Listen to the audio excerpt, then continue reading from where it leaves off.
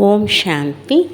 இன்று அறிவோமா ஆன்மீகம் பகுதியில் ஒவ்வொரு அடியிலும் உங்கள் பண்புகளை பிடித்து கொள்ளுங்கள் என்கிற தலைப்பை பற்றி பார்க்கலாம். சிறந்தவர்களாக ஆகுவதற்கு நாம் அதிகம் அடைய வேண்டிய அவசியம் கிடையாது. ஆனால் நம்மிடம் ஏற்கனவே இருப்பதை, அதாவது நமது குணங்களை இழக்காமல் இருப்பதை உறுதி செய்து கொண்டாலே போதும். பொதுவாக நம் நடத்தை ஒருவர் நம்முடன் நடந்து கொள்ளும் விதத்தின் பிரதிபலிப்பாக மாறிவிடும். அவர்கள் நல்லவர்களாக இருந்தால் நாமும் நல்லவர்கள், இல்லையெனில் நாம் அவர்களுக்கு எதிர்மறையாக மாறுகிறோம். ஆனால் அவர்களின் செயல்களை நகலெடுப்பதன் மூலம் நம்முடைய சொந்த குணங்கள் மங்கக்கூடாது.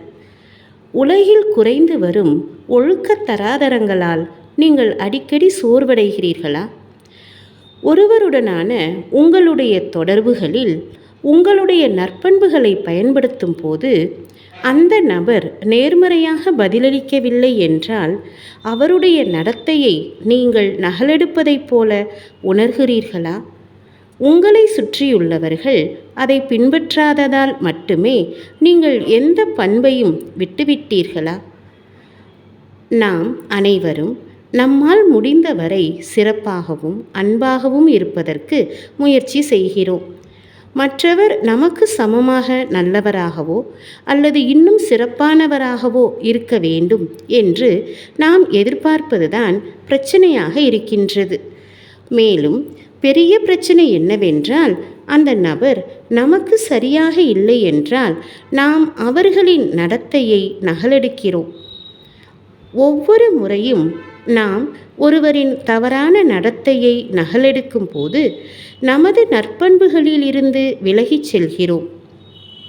இறுதியில் நம் குணங்களை விட்டுவிடுகிறோம்.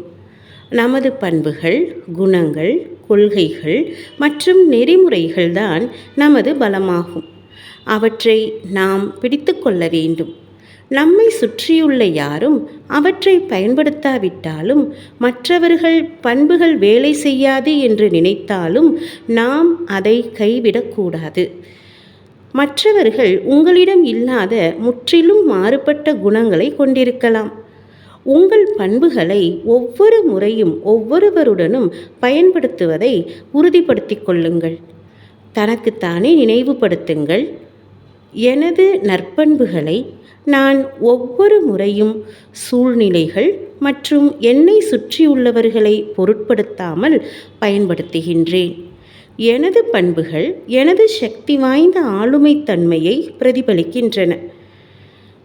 உங்கள் வாழ்க்கையின் ஒவ்வொரு அடியிலும் ஏதாவது உங்கள் குணம் என்றால் அது உங்களிடமிருந்து அனைவருக்கும் ஒவ்வொரு சூழ்நிலைக்கும் பாய்கிறது என்பதை உறுதிப்படுத்த தொடங்குங்கள். பிறர் அதை கொண்டிருக்க வேண்டும் என்று நீங்கள் எதிர்பார்க்கவில்லை. அவர்களிடம் இல்லை என்பதற்காக நீங்கள் அந்த பண்பை விட்டுவிடாதீர்கள். தனக்குத்தானே நினைவுபடுத்திக் கொள்ளுங்கள், எனது குணங்களே என்னுடைய சொத்து. நான் அவற்றை எல்லா நேரங்களிலும் வெளிப்படுத்துகிறேன். மனிதர்கள் மற்றும் சூழ்நிலைகளை சார்ந்திருக்காமல் என்னுடைய பண்புகள் எப்போதும் பாய்ந்து கொண்டிருக்கின்றன. ஓம் சாந்தி.